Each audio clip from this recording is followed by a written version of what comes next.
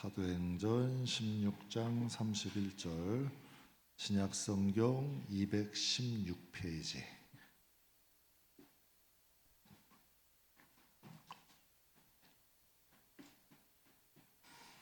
우리 함께 봉독하겠습니다. 이르되 주 예수를 믿어라. 너와 내 집이 구원을 받으리라. 아멘. 어려워요? 이해하시기 어려운 분? 정말 쉽죠. 주 예수를 믿어라. 그리하면 너와 내 가정이 구원을 받으리라. 구원은 쉽지만 어려운 것 같아요. 그런데 어렵지만 쉬운 것 같아요. 전 구원이 그런 것 같아. 저도 목회하지만 구원 얼마나 쉬워요. 그런데 시간이 갈수록 좀 어렵게 생각이 들 때가 있어. 근데 어려운 것 같은데 하나님이 해답을 주시면 구원처럼 쉬운 게 없는 것 같아요. 그래서 여러분께 구원에 대해서 잠깐 좀 은혜 나누는 시간을 갖겠습니다. 작년 7월이었는데 카나다의 이세하는 선교사님이 오셔서 수요 예배 설교를 해주셨어요. 제목이 복음 세탁소라는 제목이었어요. 근데 참 은혜 받았어요. 복음 세탁소. 그래서 설교를 듣는데 예전에 겪었던 한 사건이 생각이 났습니다. 집안에 우리 애기 거 조그만 베이지색 직물로 된 이런 가방이었어요. 근데 실수로 새 가방이었는데 여기에 빨간색 반찬이 묻어버린 거예요. 그래서 물티슈로 지워봤어요. 그랬더니 이게 물들어서 안 지워지더라고요. 퐁퐁으로도 지워봤더니 자꾸 얼룩이 커져가더라고요. 그래서 야, 안 되겠다. 더 이상 이거 잘못하다가 더 커지겠다. 세탁소에 맡겼어요. 그런데 세탁소에 맡겼는데 오염은 지워졌어. 그런데 가방은 쪼글쪼글해졌어요. 가방. 이분도 전문가예요, 비전문가야? 옷은 세탁할 줄 아는데 가방은 세탁할 줄 모르는 거야. 돈은 돈대로 들었어요. 가방 버렸어요. 못 쓰겠더라고요. 시간이 좀 흘렀어요. 가방만 전문으로 세탁하는 곳이 따로 있더라고요. 거긴 가방만 전문으로 하는 곳이야. 그때 이런 생각이 들었어요. 야, 그 가방 이곳에 맡겼으면, 맡겼으면 어땠을까? 가방 안 버렸을 텐데 라는 생각이 들어요. 그때 제 자신을 보면서 왜 가방을 망쳤을까? 저에겐 두 가지 실수가 있었어요. 첫 번째는 내가 해보려고 한 거야. 내가 할 수 있는 게 아니잖아. 내가 해보려고 하고. 두 번째는 비전문가에게 맡긴 거예요. 가방만 세탁하는 전문가에게 맡겨야 되는데 그냥 비전문가에게 아무나 맡겨버린 거예요. 미국의 한 부둣가에 있었던 일인데요. 여객선에서 승객이 내리다가 미끄러졌어. 그래서 바다에 빠져버린 거예요. 난리가 났지, 사람들이. 한 여성 승객이 빠졌으니까 고함치면서 막 건져내라고 막 하는데 선원들이 안 들어가.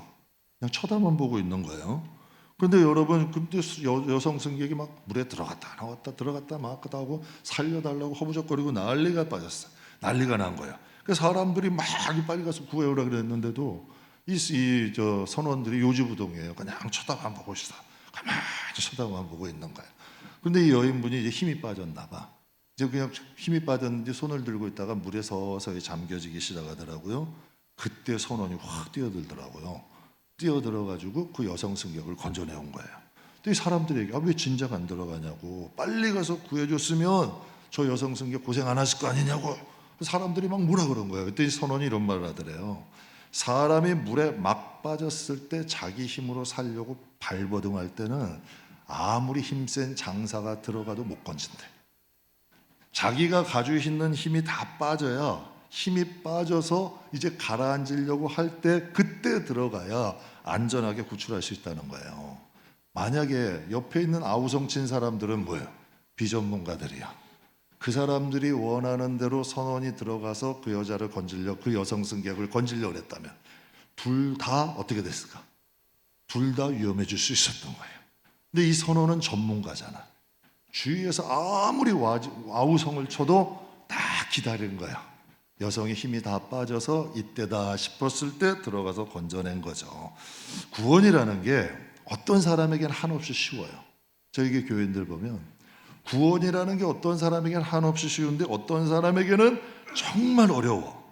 구원은 여러분 쉬운 걸까요? 어려운 걸까? 그래서 오늘 제목한 거예요.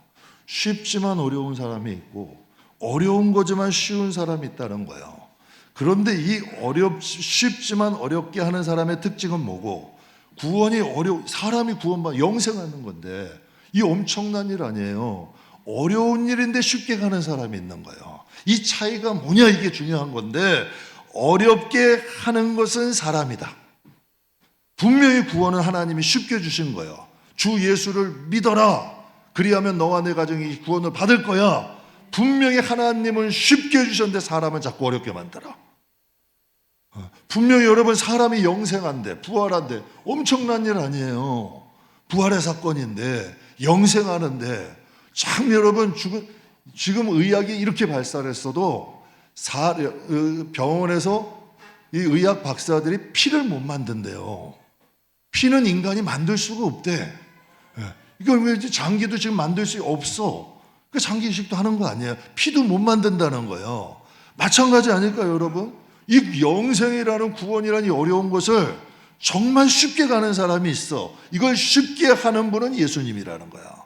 그러니까 여러분 꼭 아는 게, 구원을 어렵게 만드는 건 사람이다. 근데 구원을 쉽게 만드는 건 누구다? 예수님이다. 제 장례식 위로 예배 때 십자가 옆에 달린 강도에 대한 설교를 잠깐 한 적이 있었어요. 십자가 옆에 있던 장도는 죄를 뉘우쳤어. 그래가지고 예수님께 부탁을 해요. 누가복음 23장에 보면 이런 내용이 있어요. 우리는 우리가 행한 대로 상당한 보응을 받는 것이나 이에 당연하다. 근데 이 사람이 행한 것은 옳지 않은 것이 하나도 없다. 그러면서 이제 예수님께 이런 고백을 해요. 이르되 예수여, 당신의 나라가 임할 때에 나를 기억하소서. 지금 십자가에 달린 강도요. 야, 너 뭐 얼마나 잘못했어? 너 이것저것 따지시나? 옆에서? 너 얼마나 무슨 잘못했고, 누구에게 잘못했고, 뭐를 잘못했고, 언제부터 어떻게 해서 무엇을 자꾸 캐물어? 분명히 이 오른편에 있는, 저 한편에 있는 강도가 고백한 거예요. 우리는 죄 때문에 이런 죄를, 형벌을 받지만 이분은 죄가 없다. 예수님, 당신의 나라 임하실 때 나를 좀 기억해 주세요 라고 단 한마디 했어. 그때 예수님이 뭐라 그러세요? 내가 진실로 너희에게 이르는데 오늘 내가 나와 함께 어디에 있다? 아니, 너무 쉽잖아요, 여러분. 우리 예수 믿느라 얼마나 고생하는데. 너무 쉽지 않아요? 여러분, 구원이 어려운 거예요? 이 죄인 보면 쉬운 거예요. 평생 죄 짓고 살았어요. 얼마나 큰 죄를 졌으면 십자가형을 달랐겠어. 그런데 하나님의 은혜로 지금 예수님 옆에 있었어. 그리고 감사하게도 자기의 죄를 뉘우치고 정말 예수님의 그 은혜를 생각을 하는 거야. 예수님, 이분은 죄가 없으신 분이라는 거야. 그러므로 그분을 믿음으로 인해서 고백을 해요. 당신의 나라, 말씀하신 그 나라가 임할 때에 나를 좀 기억해 주세요 라고 했더니 예수님이 거기서 당장 말씀하신, 오늘 내가 나와 함께 어디 있는다. 지금 구원을 받은 거예요, 안 받은 거예요? 구원받은 거 아니에요. 그런데 반대로요, 요한복음 3장에 보면 요한이 많은 바리새인과 사두개인들에게 얘기를 해요. 세례 요한이 바리새인과 사두개인들에게 얘기하는데, 사두개인 중에서는 제사장이 많았어요. 바리새인들은 하나님의 말씀을 가르치는 사람들이야. 근데 요한이 많은 바리새인들과 사두개인들이 세례 베푸는 대로 오는 것을 보고 이르시되, 독사의 자식들아, 누가 너희를 가리켜 임박한 진노를 피하라 하더냐. 세례를 받으러 와.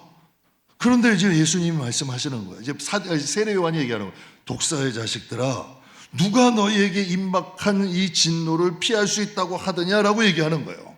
지금 사두개인과 바리새인은 유대 지도자예요. 어른들이에요. 성경에 보면 시장에 딱 가면 사람들이 다 일어나가지고 인사해. 잔치집에 딱 가면 상석은 그들 몫이야. 그런데 지금 세례 요한, 하나님이 보내신 마지막 선지자네요. 선지자인 세례 요한이 바리새인과 사두개인들을 향하여 두 가지를 얘기해요. 너희는 독사의 자식이고 임박한 진노를 너희는 피할 수 있다 없다? 없다 그래. 여러분, 말 그대로 종교 지도자인데, 하나님을 믿는 전문가인데, 하나님을 믿는 달인인데, 많이 배웠어. 하나님의 집에서 일도 많이 했어. 업적도 엄청나게 많아.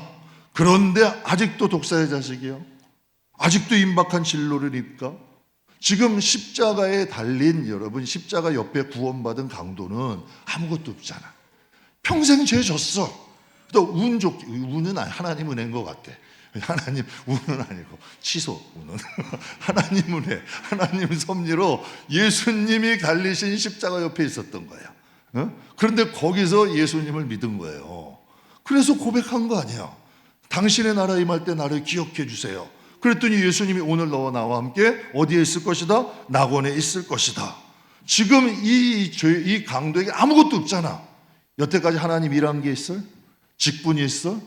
아무것도 없어. 근데 바리새인과 사두개인은 지위가 있잖아, 업적이 있잖아, 지식이 있잖아, 직분이 있잖아. 그런데 여러분 왜 독사의 자식이고 왜 여러분 임박한 진노가 여러분 너희는 피할 수 없다 그러셨을까? 근데 예수님이 그만 말이죠. 세례 요한이 이런 말을 했어요. 독사의 자식들아 누가 너희를 가리켜 임박한 진노를 피하라 하더냐. 그러므로 회개에 합당한 열매를 맺으라.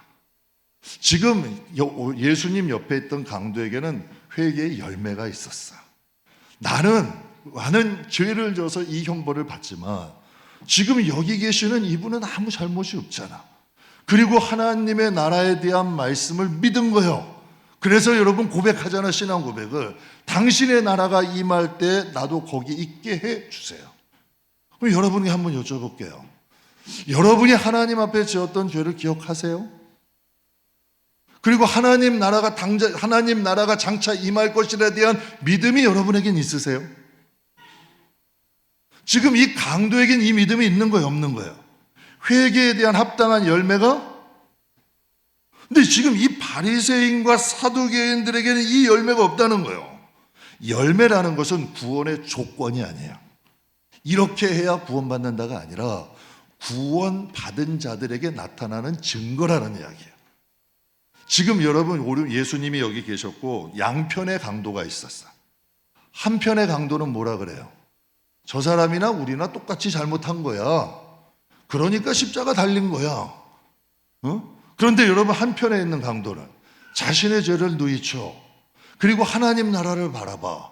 완전 질적으로 다른 거예요. 교회 안에도 마찬가지라니까. 자신의 직분, 업적, 지위, 직분이나 업적이나 지식이나 직분이 자랑이 되는 사람이 있다니까요. 이게 구원의 조건은 아니다.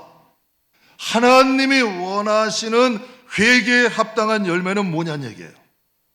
이게 조건이 아니고 구원받은 자에겐 이 증거가 있다는 거예요. 이게 무엇일까? 성경에 이런 말이 있어요. 너희는 믿는 자에게나 믿지 않는 자에게나 그리스도의 뭐래요? 그리스도의 향기라 그래. 너희는 그리스도의 편지래요. 즉 여러분 구원받은 자에게는 무엇이 나타나는 거예요? 그리스도가 나타나는 거예요. 하나님이 나타나는 거예요. 그리스도가 무언가가 그리스도가 나타나는 거고 무엇인가가 하나님이 나타나는 거예요. 그런데 이 종교 지도자들에게는 종교적 조건과 장애물이 가장 중요한 구원의 증거인 예수님과 하나님이 보였냐는 얘기예요. 저는 여러분이요 몇 년 생활했고 몇 년 여러분 예수 믿었고 나는 몇 대고 여러분 나는 교회에서 직분이 뭐고 얼마나 믿었다 이것보다 정말 믿지 않는 사람이 여러분의 모습을 보면서 예수를 느껴야 되는 거예요. 뭔가 교회 다니는 냄새가 나. 뭔가가 그 향기가 난다는 얘기야.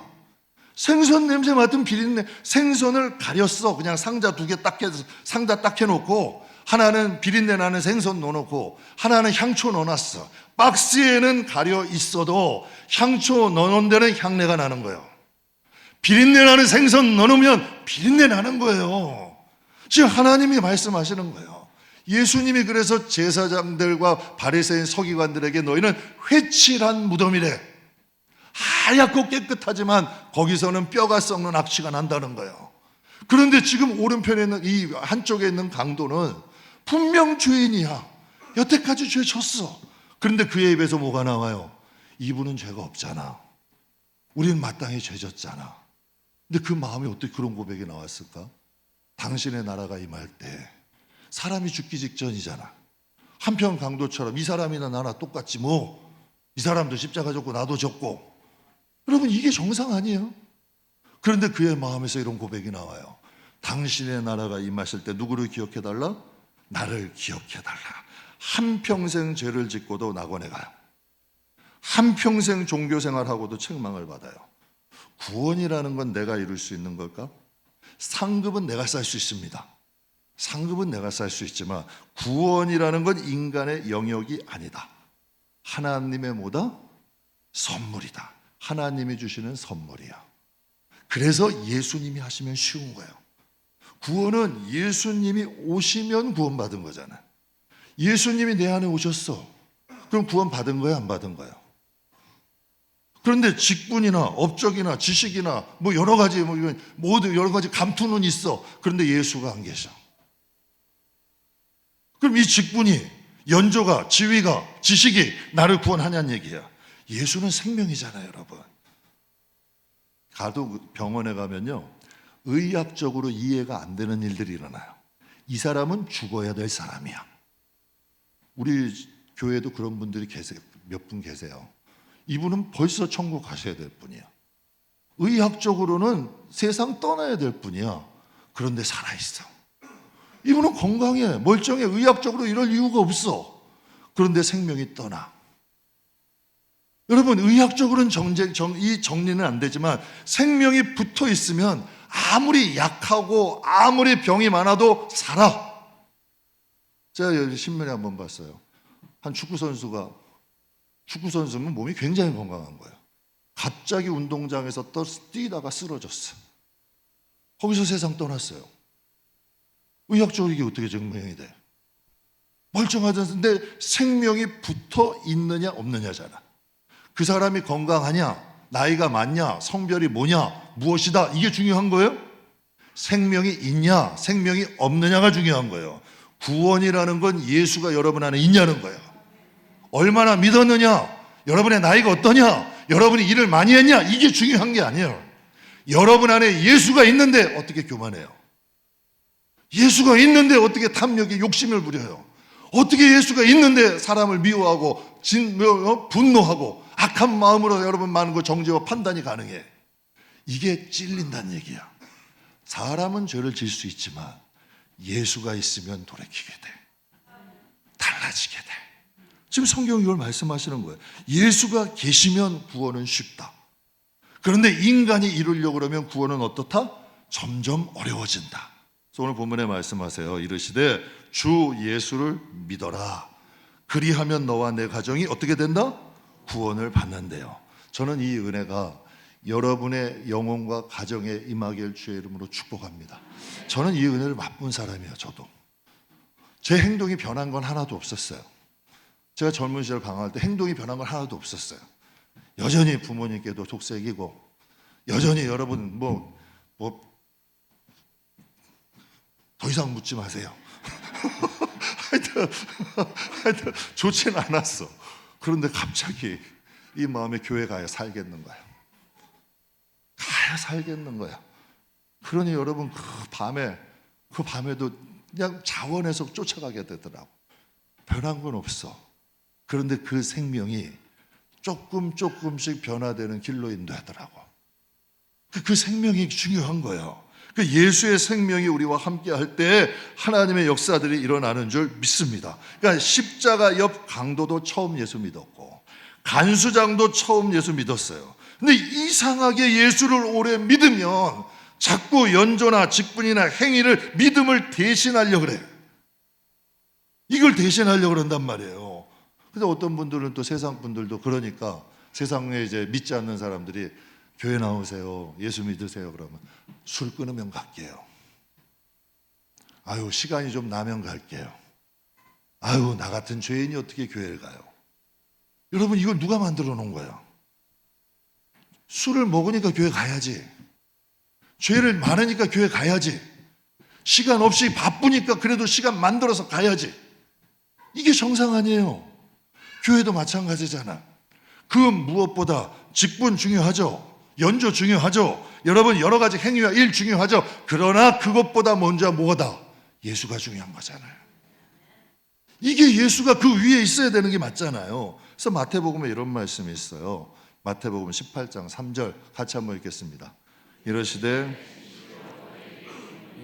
너희가 돌이켜 어린아이들과 같이 되지 아니하면 결단코 천국에 들어가지 못하리라. 이게 누가 한 말씀이에요? 예수님이 하신 말씀이죠. 여기서는 강조되는 말씀들이 있어요. 돌이켜 어린아이 같이. 지금 너희의 모습에서 돌이켜 어린아이와 같이. 결단코 천국에 못 간다. 굉장히 중요한 말이 있죠. 예수님이 강조하신 거예요. 너희가 예수를 믿을 때 다 돌이켜 어린아이 같아져야 된다. 그러지 않으면 결단코 어디? 천국에 들어가지 못한다 라고 말씀하셔요. 저는 그런 생각이 들어요. 어린아이 같이 믿는다는 게 뭘까? 도대체 어린아이가 할 수 있는 게 별로 없잖아요. 그런데 왜 믿음은 어린아이 같아야 될까? 이런 생각이 한번 들었어요. 저희 가족들과 같이 이제 여행을 잠깐 갔는데, 가까운 데 여행을 갔는데 이제 제가 리안이하고 놀았어요. 얘 더 어렸을 때요. 근데 지금 리안이가 좀 높은 데 올라갔어요. 리안이의 키에 2배 정도 되는데요. 그래서 이게 다니고 제가 밑에서 쫓아다니면서 혹시 모르니까 이게 다녔죠. 그래서 리안이한테 그랬어요. 리안아, 내가 할아버지가 발라주니까 뛰어 그랬더니 리안아 뛰어 하자마자 뛰더라고. 깜짝 놀랐어요. 저는. 야, 내가 그거 준비 안 되고 못 잡아줬으면 어떻게 하려고 그러지? 리안아 뛰어 하고 딱 떨어지자마자 뛰더라고. 여러분이 여러분 키에 2배, 3배 될 거야. 그런데 제가 안 해도 이렇게 여러분 뛰세요 하면 먼저 어떻게 하실래요? 먼저 밑에 볼 걸? 뛰어도 될라? 저 사람을 믿어도 될까? 여러 가지 생각할 거 아니에요. 그런데 어린아이들은 그런 생각 하나? 안 해. 생각이라는 건 안 해. 그냥 말하면 그 말이 끝나지도 않았어. 그런데 여러분 뛰어내리더라고요. 그래서 제가 은혜를 받았어. 야, 이 꼬맹이가 나를 믿어준 게 감사하더라고. 그래서 하나님이 그러신 것 같아. 이 세상에서 우리가 하나님을 믿어드리는 걸 하나님이 제일 좋아하시는 것 같아.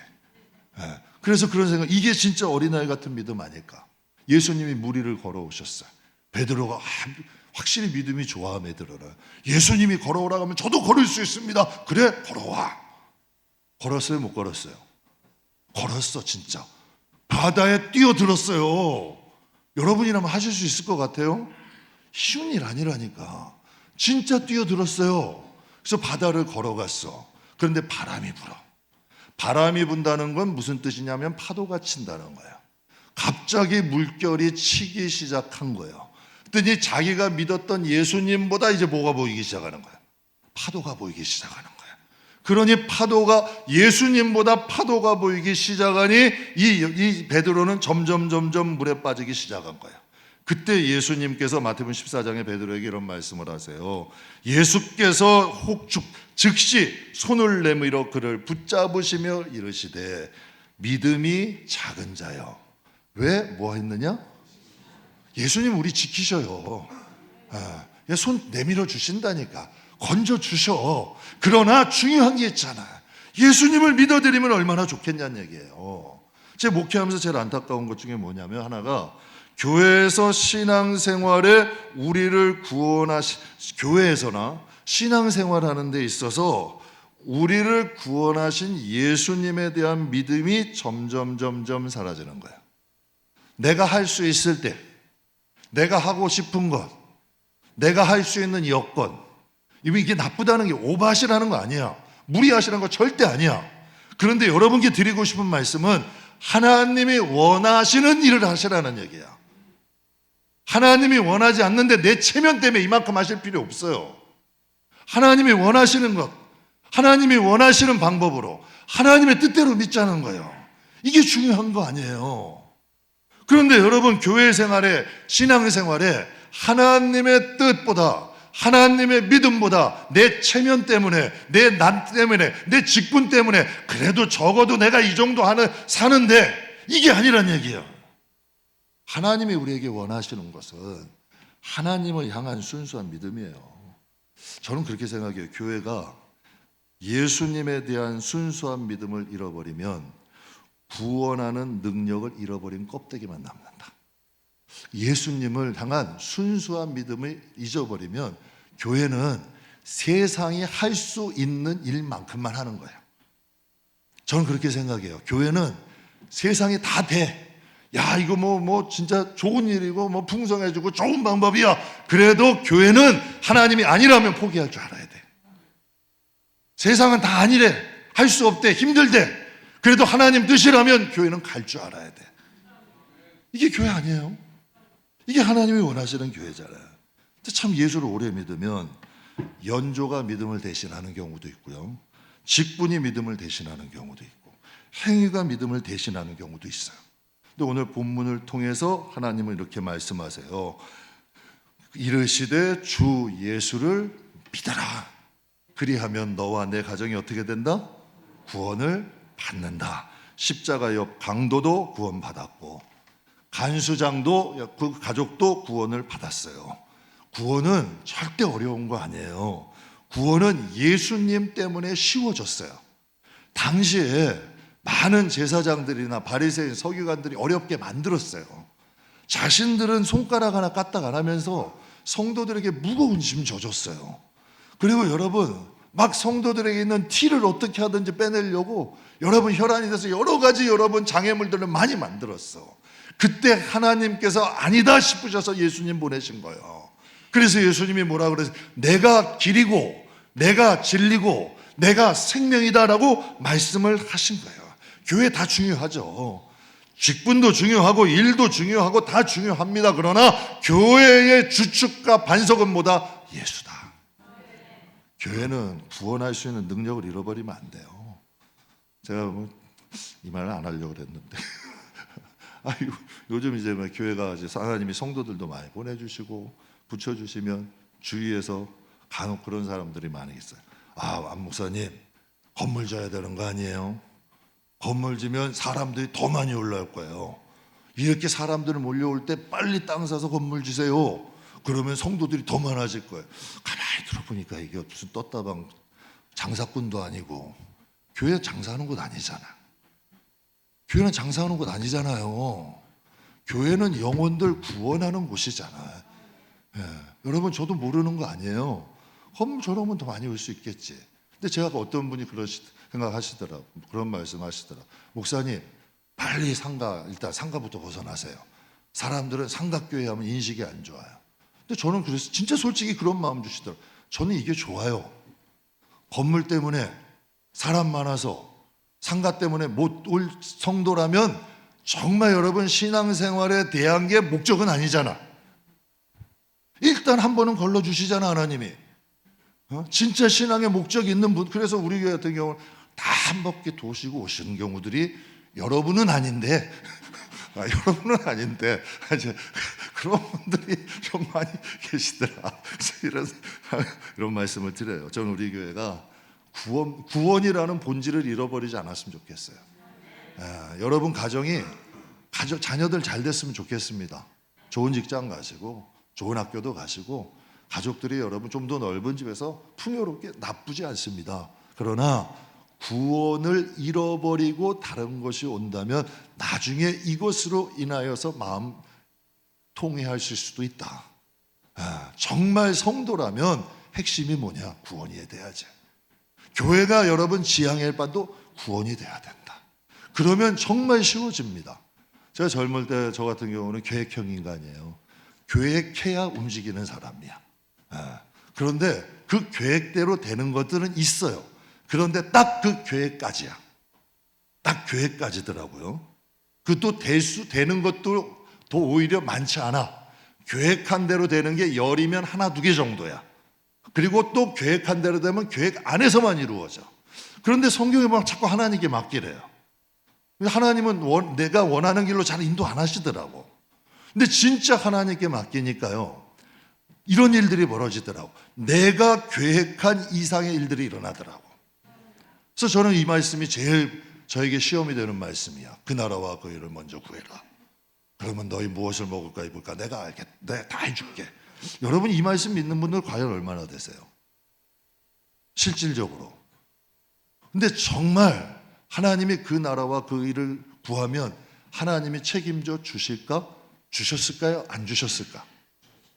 하나님 책임져 주시더라고. 왜? 하나님 말씀이니까. 그래서 이제 여러분께 말씀드려요. 세상 사람들에겐 뱀처럼 사세요. 하나님께는 뱀이 되지 마세요. 하나님께는 비둘기가 되세요. 왜? 하나님은 우리의 믿음도 주시고 삶의 자리도 세우시는 분이다. 구원은 어렵게 만드는 건 우리야. 하나님은 구원을 쉽게 만드셨어요. 그냥 복음 그대로만 좀 받아들이면 돼. 그러면 구원이 쉬워. 그런데 인간은 자꾸 이 구원을 어렵게 만든다. 저희 우리 교회에 꼬맹이들 참 많은데요. 꼬맹이들 보면 아빠가 최고야. 내가 니네 아빠보다 힘세. 엄마가 최고야. 야, 니네 엄마보다 내가 뭐 더 맛있는 거 사줄게. 여러분, 그렇다고 아이들이 엄마 아빠 외면하고 오든가요? 천만의 말씀. 아이들에게 엄마 아빠는 세상이야. 아이들에게 엄마 아빠는 전부야. 여러분, 이 복잡한 세상 살아가는데 여러분께 한번 여쭤볼게요. 하나님이 정말 여러분에게 세상이 되나요? 하나님이 정말 여러분의 우주가 되나요? 다른 거 다 채워져도 하나님이 안 계시면 여전히 허전하신가요? 하나님을 대체할 게 혹시 이 세상에 있지는 않나요? 여러분, 그럼 구원은 자꾸 어려워질 거예요. 그런데 하나님을 대처할 게 여러분에게 진짜 없어지면 구원은 쉬워져요. 인생의 무거운 짐도 오히려 가벼워져요. 왜? 그분이 우리를 진짜 인도하시니까. 그래서 저는 저와 여러분이 어린아이에게 부모가 세상의 전부이듯이 예수님이 우리의 세상이고 우주고 우리 교회의 저는 왕이시고 주관자가 되시기를 원합니다. 그래서 오늘 본문 말씀 꼭 기억하시길 축복합니다. 주 예수를 믿으라. 그리하면 너와 내 집이 구원을 얻는다. 구원을 자꾸 어렵게 하는 건 인간이지만 하나님은 구원을 어렵게 하신다, 쉽게 하신다. 예수 안에 있으면 구원은 쉬워진다. 꼭 잊지 마시길 주님의 이름으로 축복합니다. 기도하겠습니다. 좋으신